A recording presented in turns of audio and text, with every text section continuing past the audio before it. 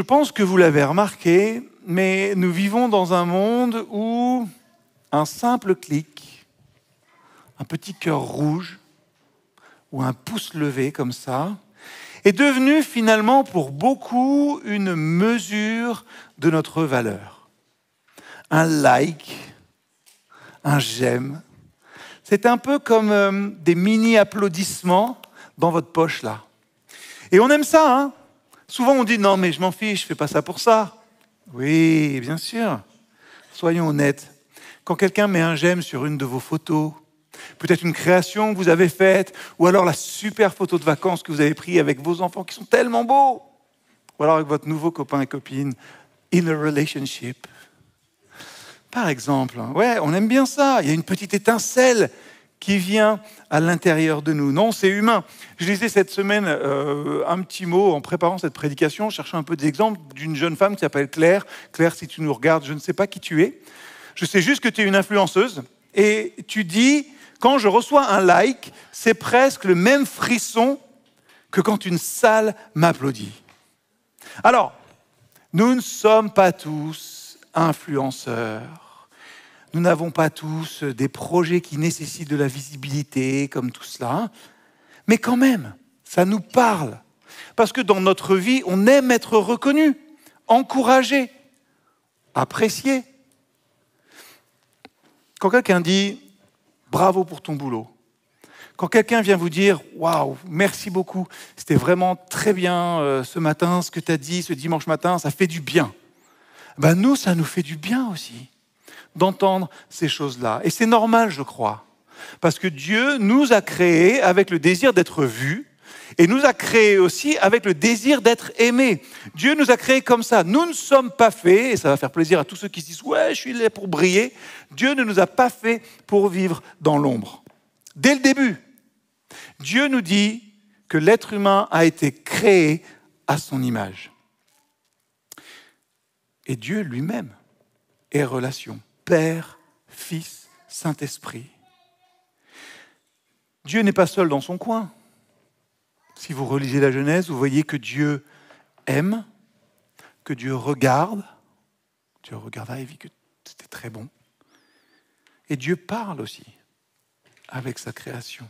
Et donc ce besoin d'être vu, peut-être que vous allez, n'est pas un bug dans votre vie, c'est une partie de notre ADN spirituel aussi. On a été fait pour être regardé avec amour. Le problème, je crois, pour nous, c'est qu'on cherche souvent l'amour au mauvais endroit. Dans ce regard-là, sur les réseaux, dans les performances, ou dans les yeux de quelqu'un qui ne peut pas combler tous nos besoins. La bonne nouvelle que j'aimerais dire déjà ce matin, c'est que Dieu nous connaît. Dieu, lui, nous voit déjà. Il nous aime sans condition. Comme il a dit à Agar, cette servante qui avait été avec Abraham pour enfanter Ismaël, puisque visiblement la promesse semblait tarder pour Abraham et Sarah. Quand elle se retrouve dans le désert, au bord de la mort, et il lui montre un puits, c'était déjà très bien. Mais Agar nous dit que l'Éternel l'a vu. Je te vois. Donc comme à Agar dans le désert, Dieu nous dit sans cesse, je te vois. Toi là, Jérémie, je te vois. Et quand on réalise ça, finalement quand on décide de vivre à partir de ce regard que Dieu pose sur nous, alors on n'a plus besoin de courir après le regard des autres finalement. Et on peut aimer librement, sans peur de disparaître. Alors j'ai une question pour vous ce matin. Vous savez que généralement j'aime bien commencer mes prédications par une question, mais qu'est-ce qui se passerait si demain vous n'aviez, pour ce que vous faites, pas forcément en ligne, plus de likes, plus de félicitations, plus de reconnaissance? Qu'est-ce qui resterait? Est-ce que vous seriez comme cette chaise-là, perdu, isolé, tout seul? Qu'est-ce qui resterait de mon ministère, de mon service, de mon leadership, qu'on peut avoir un peu partout, si je n'ai plus de reconnaissance? Parce que c'est vrai qu'aujourd'hui, notre monde mesure la réussite avec la visibilité. Plus j'ai de followers, plus j'ai du succès, j'allais dire plus je suis successful. Non, plus j'ai du succès, plus j'ai de trophées, plus j'ai de plateformes, plus j'ai d'influence, plus j'ai d'auditeurs, on en parlera tout à l'heure. Jésus nous parle d'autre chose. Jésus nous parle d'autre chose. Et des fois, ça nous met un peu mal à l'aise. Mais vous allez voir des gens qui sont malaisants. Les jeunes diraient des gens qui sont gênants. C'est ça qu'on dit non aujourd'hui. Cringe ou gênant, ouais, c'est exactement ça. Je vais lire avec vous 10 versets dans Marc 10, versets 35 à 45.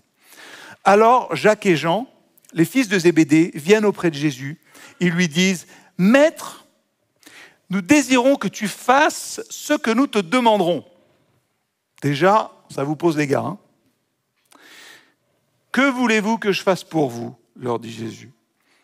Ils lui répondirent « Quand tu seras dans ta gloire, accorde-nous de siéger à côté de toi, l'un à ta droite, l'autre à ta gauche. » Jésus aurait pu répondre « Vous êtes gênants, les gars. » C'est pas ce qu'il dit. Jésus leur dit « Vous ne savez pas ce que vous demandez. Êtes-vous capable de voir la coupe de douleur que je vais boire ou de recevoir le baptême dans lequel je vais être plongé ?» Ils lui répondirent « Nous en sommes capables. » Gênant, encore une fois. Jésus leur dit « Vous boirez en effet la coupe que je vais boire et vous serez baptisés du baptême où je vais être plongé. Mais ce n'est pas à moi de décider qui siégera à ma droite ou à ma gauche. Ces places sont à ceux pour qui Dieu les a préparées. » Quand les 10 autres disciples entendirent cela, ils s'indignèrent contre Jacques et Jean. Alors Jésus les appela tous et leur dit « Vous le savez, ceux que l'on regarde comme les chefs des peuples les commandent en maîtres, et les personnes puissantes leur font sentir leur pouvoir. Mais cela ne doit pas se passer ainsi parmi vous. Celui qui veut être grand parmi vous sera votre serviteur. Et celui qui veut être le premier parmi vous sera l'esclave de tous. Car le Fils de l'homme n'est pas venu pour être servi, mais pour servir et donner sa vie comme rançon pour libérer une multitude de gens. » Jacques et Jean, les fils de Zébédée. Ah, ils n'ont pas inventé l'ambition, hein, c'est sûr. Mais ils parlent finalement en langage biblique, hein, qui est le leur. Ils parlent en termes de place d'honneur, mais ils montrent que peut-être leur boussole à eux, là, même après avoir passé du temps avec Jésus, elle est un peu décalée. Ils veulent la gloire sans la croix. Ils confondent la fin, la gloire messianique, et les moyens, la fidélité au quotidien. Ils voient la gloire comme une récompense qui justifie le pouvoir avant même de l'avoir exercé. Ils pensent que la grandeur, finalement, c'est de la reconnaissance. Leur demande, elle révèle finalement l'esprit du monde. Hein. Je veux être reconnu au-dessus des autres. L'esprit du monde. Vous savez qui réfléchit comme Jacques et Jean, là ? C'est le diable. Au moment de la tentation de Jésus. Non, mais tu n'as pas besoin d'aller jusqu'à la croix, on peut faire comme ça, on fait un petit arrangement et tac, tac. Tout de suite, je vais te donner les royaumes, si juste tu dis... Jésus répond, la vraie grandeur, ce n'est pas d'être au-dessus, c'est d'être en dessous, pour porter les autres. Et c'est là le choc. Et c'est là le choc pour nous encore aujourd'hui, parce que dans la logique de Dieu, le trône ne passe pas par un sceptre, la royauté et la puissance ne passent pas par le trône, mais toujours par la serviette. Et là, vous vous dites, où est-ce qu'il va ? Qu'est-ce qu'il dit ? Vous savez, cette serviette, on en parlera cette semaine dans les méditations quotidiennes, dont Jésus se ceint la taille et avec laquelle il va essuyer les pieds de ses disciples quand il va leur laver les pieds. Jésus sait qui il est. Jésus sait quelle est son identité. Il sait qu'il vient de Dieu, qu'il retourne à Dieu. Et ça lui donne la capacité, le pouvoir d'être libre et d'aller jusqu'à ce scandale. Je lave, moi, le Dieu de l'univers, le pied de mes disciples. La gloire passe toujours par la croix. Et on remarquera une chose aussi. Jacques et Jean, ils demandent des places à la droite et à la gauche dans la gloire. Mais quand Jésus sera dans la gloire, sur la croix, il y aura bien 2 personnes à sa droite et à sa gauche, 2 brigands, 2 croix, 2 brigands qui n'ont sans doute rien demandé. C'est là que Jésus montre finalement sur la croix le vrai leadership.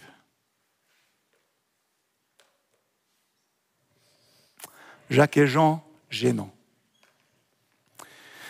Les 10 autres disciples, qu'est-ce qu'on pourrait dire d'eux?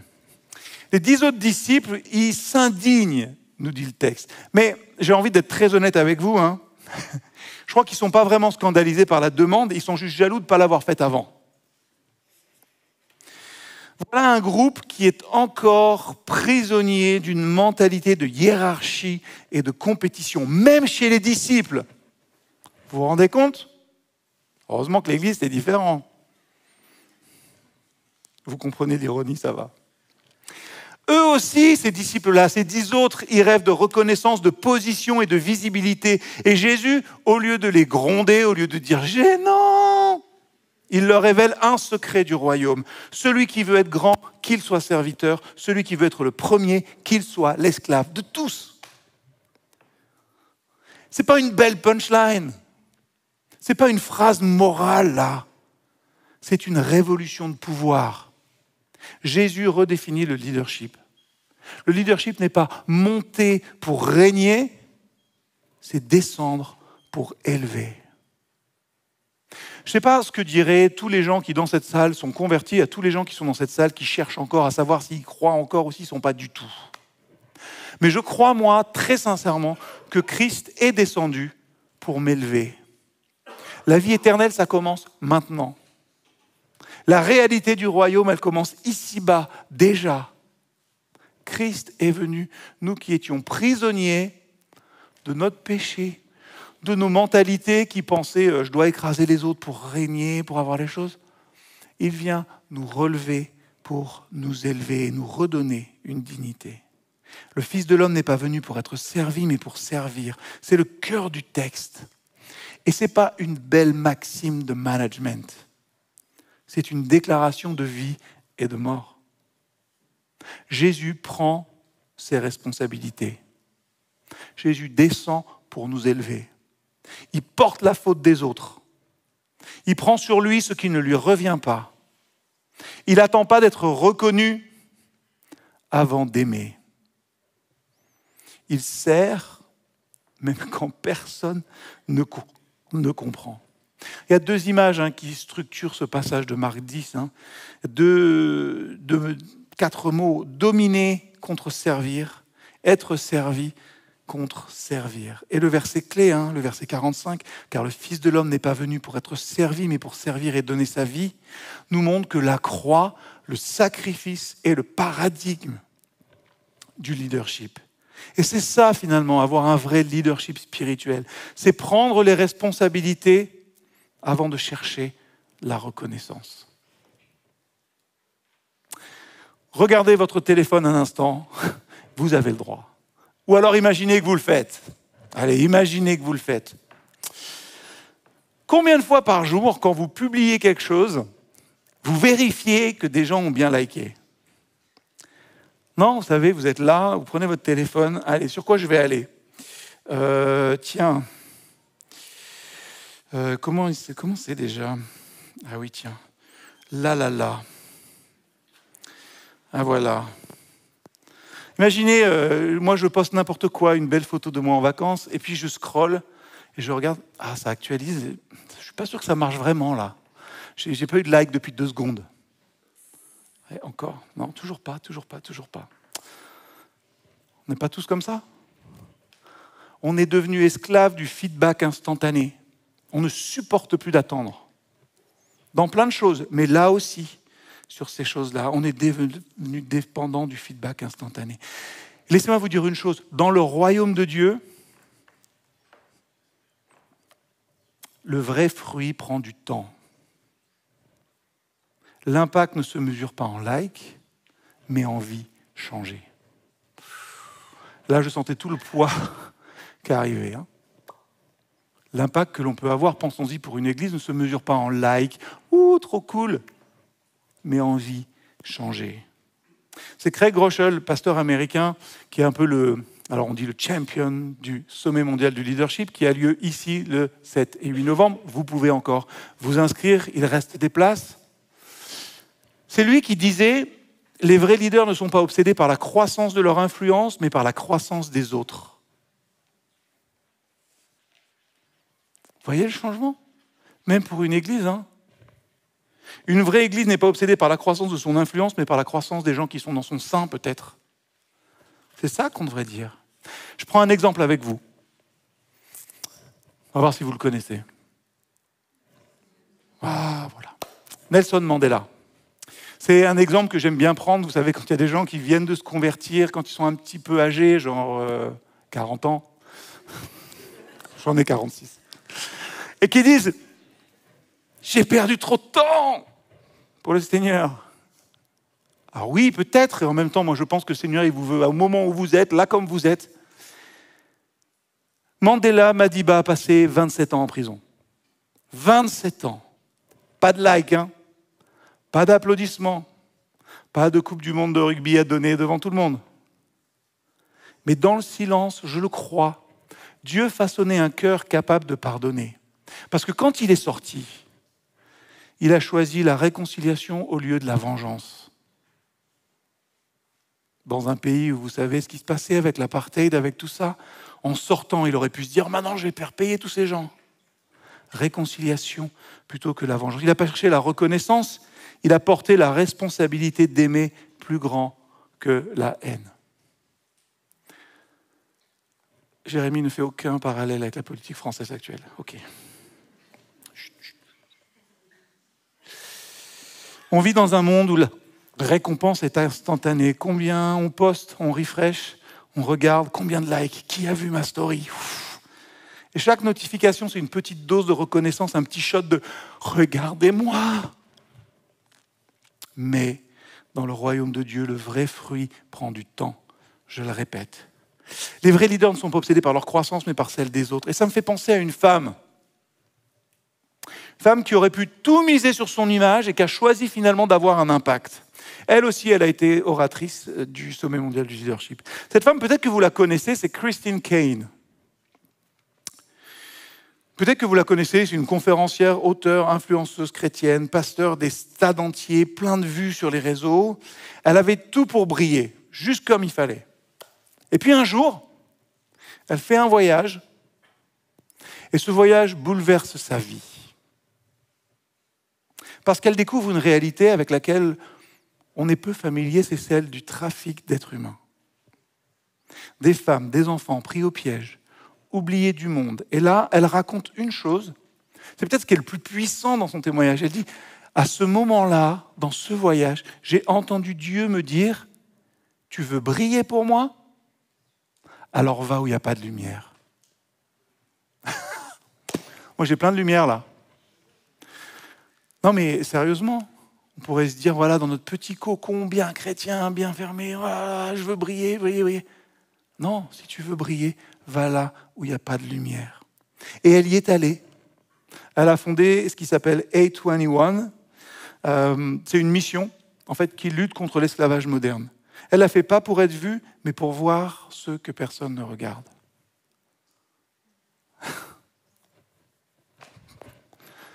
Pourquoi on est église ?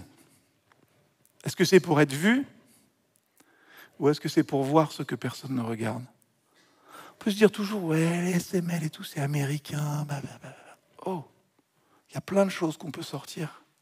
Des gens qui, à un moment, se sont juste posés des questions et ont osé. Peut-être que notre problème, quelquefois, c'est qu'on n'ose pas assez. Mais bon, c'est un autre sermon, ça. Aujourd'hui, A21, c'est des sauvetages, c'est des vies qui sont restaurées, c'est des partenariats dans des dizaines de pays. Une œuvre est née d'un cœur qui voulait juste être fidèle. Christine Caine a dit aussi, Dieu ne m'a jamais appelé à être célèbre, il m'a appelé à être fidèle. Et ça nous recentre. Fidèle, pas célèbre. Servir, pas se montrer. Responsabilité avant reconnaissance. Et c'est fou, finalement, parce que en choisissant l'ombre, sa lumière est devenue encore plus visible. Qu'est-ce qu'on pourrait faire, nous, pour vivre ça? Parce que c'est bien beau, les beaux discours, hein. Mais concrètement, qu'est-ce que vous pouvez faire? Que vous soyez dans tel ou tel leadership, dans responsable d'équipe, dans votre boulot, vous avez votre boîte, vous êtes un papa, une maman, ou alors vous êtes un grand frère dans votre famille, j'en sais rien, vous pouvez avoir de l'influence partout. Je pense que la première chose qu'on peut faire, c'est de mesurer notre impact et pas les likes. Posez-vous la question, et je vais me la poser maintenant. Qui a été transformé par ce que j'ai fait, par ce que j'ai dit, par ce que je vis concrètement au quotidien? Pas combien m'ont applaudi, pas combien m'ont dit « Waouh, c'était super ta prédique ce matin !» mais combien ont été appelés, invités à grandir. Vous pouvez faire votre tableau d'impact. Alors, il ne s'agit pas de faire des statistiques, il s'agit juste de noter ça. Ah tiens, combien de vies ont été touchées et de prier pour elles? C'est ça les vrais indicateurs du royaume, finalement. Pour nous, ce n'est pas le nombre de likes, c'est combien parmi vous, ici, ressortent de ce lieu changés. Combien ressortent de leur vie d'église changée. Mesure ton impact, pas tes likes. Deuxième chose, je vais vous livrer un secret de mon cœur. C'est une prière que je fais les matins maintenant. Elle n'est pas de moi. Mais je trouve qu'elle a changé vraiment ma vie. Centrez votre journée sur les personnes et pas sur les projets. Centrons notre vie d'église sur les personnes et pas sur les projets. La prière que je fais chaque matin maintenant, elle est toute simple. C'est « Seigneur, guide-moi vers les personnes que j'ai besoin, moi, de rencontrer aujourd'hui, et guide vers moi celles qui ont besoin de me rencontrer. » On veut être des leaders, selon Jésus. On veut vivre une vie à son image, quelle que soit notre sphère d'influence. Alors commençons par écouter les gens. Et être sensibles aussi à ce qu'ils vivent. Regardons-les, aimons-les, parce que le leadership, c'est d'abord un ministère d'attention. Et peut-être que notre mission en tant que chrétiens, allez, faites de toutes les nations des disciples, baptisez-les, ça commence par regarder les gens en face, dans la réalité de leur vie, et pas détourner le regard. Ouh là là, celui-là, un peu trop sale pour moi. Mesure ton impact, pas tes likes. Centre ta journée, ta vie sur les personnes, pas sur les projets. Deuxième chose, délègue ton autorité et pas seulement des tâches. Quand on délègue une tâche, on forme des exécutants. Quand on délègue de l'autorité, on forme des leaders. Je ne vais pas accentuer ça. Gemma en a parlé la semaine dernière et je pense que la meilleure chose que je peux faire, c'est d'aller chercher maintenant les baklava que j'ai façonnés cette semaine. Non, vous n'avez pas envie de les manger. Croyez-moi. J'ai encore des progrès à faire. Laissez quelqu'un décider. Laissez quelqu'un oser. Laissez quelqu'un aussi se tromper, simplement pour apprendre. C'est risqué, mais c'est libérateur. Qu'est-ce que vous pensez que Jésus a fait? Finalement, c'est exactement ce qu'il a fait. Il a mesuré son impact. Il a centré sa journée, sa mission sur les gens. Et il a délégué l'autorité, pas simplement des tâches. Il a pris des 12, il les a formés. Vous êtes avec moi, vous voyez ce que je fais. Il les a laissés se tromper quelquefois. Il les a envoyés avec son autorité aussi. Ces trois choses, j'en ai trois autres. La quatrième, assume. Quand on est en responsabilité, quand on est leader, quand on mène quelque chose, j'allais dire quand on est mari, assumez. Quand il y a une erreur, soyez le premier à dire « c'est ma faute ». Et le dernier à dire « c'est la faute des autres ». Un leader, ça protège les équipes, ça bâtit une confiance indestructible. Assumez. On a du mal à faire ça dans notre vie. Assumons. Ensuite, j'ai un autre verbe, c'est cultiver. Cultive. Que chacun et chacune d'entre nous cultive, prenne soin de ceux qui ne se voient pas. La Bible dit la piété est utile à toute chose. Cultivez votre intégrité dans le secret. Mais plus que ça, apprenez à célébrer aussi dans le secret. Remerciez Dieu pour ce qu'il a fait, même si personne ne le voit. Publiez peut-être moins vos réussites et racontez plus de ce que Dieu fait chez les autres. Dieu voit dans le secret et sa reconnaissance finalement, ce savoir approuvé par Dieu, reconnu par Dieu, vaut toutes les autres. Enfin, entourez-vous de gens qui vous rappellent votre responsabilité. Un vrai ami, ça se mesure à la capacité de dire « tu fais n'importe quoi là, Jérémie ». Il est vraiment temps que tu te reprennes et que tu remettes les pieds sur terre.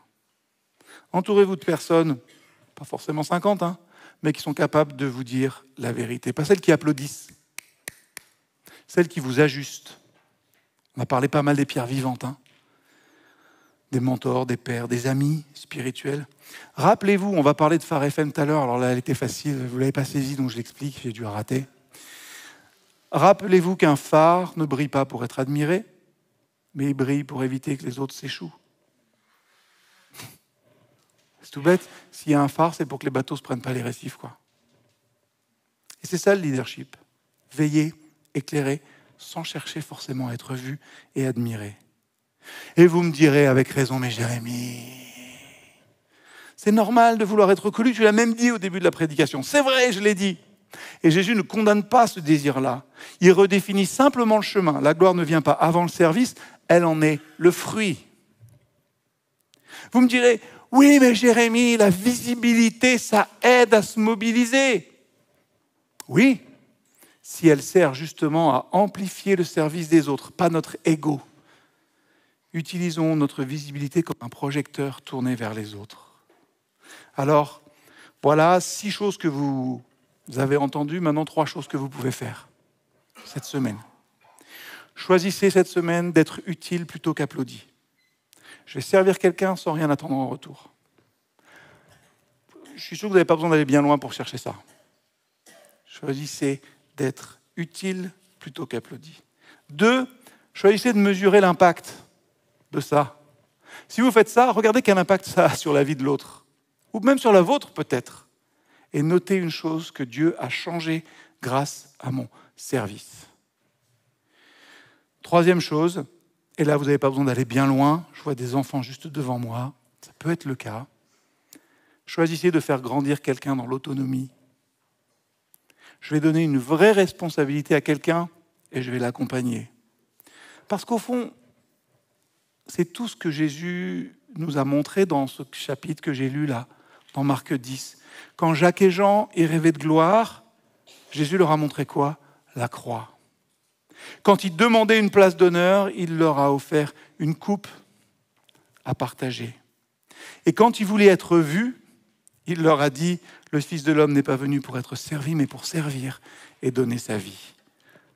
C'est ça notre modèle. Le roi qui a lavé les pieds de ses disciples. Le maître qui a choisi la croix plutôt que le trône. Le leader qui a préféré la responsabilité à la reconnaissance. Regardez la fin de l'évangile, ça se termine comment? Globalement, beaucoup de gens vous diront, il meurt à la fin. C'est ce que je dis à tout le monde quand on me dit, tu connais la fin? Je dis, il meurt à la fin. Il est ressuscité, certes. Mais jusqu'à la croix, il a montré à ses disciples qui il était, comment était le service et ce qu'il était venu faire. Oui, il a préféré cette responsabilité à la reconnaissance. Non reconnue, il a donné des capacités à ses disciples qui ont fait le travail après avec l'Esprit. Et vous savez quoi? Quand on sert centré sur Jésus-Christ, dans ce modèle-là, alors on lui ressemble. Quand on s'occupe d'une personne oubliée, alors on participe à sa mission. Quand on fait grandir quelqu'un, vous direz c'est peut-être juste une personne, mais c'est le royaume de Dieu qui grandit. Alors cette semaine et dans les semaines qui viennent, et je parle vraiment pour moi en premier, ne cherchons pas la lumière, mais cherchons le regard de Jésus. Parce que dans le royaume de Dieu, et c'est mon dernier mot, les vraies victoires sont souvent invisibles. Et vous le savez dans votre vie, dans votre foi, les vraies victoires sont souvent ce que personne ne voit. Mais ces victoires-là, elles changent tout. Elles changent tout. Je vous invite à prier. Seigneur, donne-nous un cœur comme le tien. Donne-nous un cœur qui choisit la responsabilité avant la reconnaissance, le service avant le succès et la fidélité avant la gloire. Oui, Seigneur, apprends-nous à aimer comme toi, à servir comme toi et à trouver notre joie dans le fait de voir les autres grandir. Seigneur, tout au long de cette semaine, guide-nous vers les personnes que nous avons besoin de rencontrer et guide vers nous celles qui ont besoin de nous rencontrer. Amen.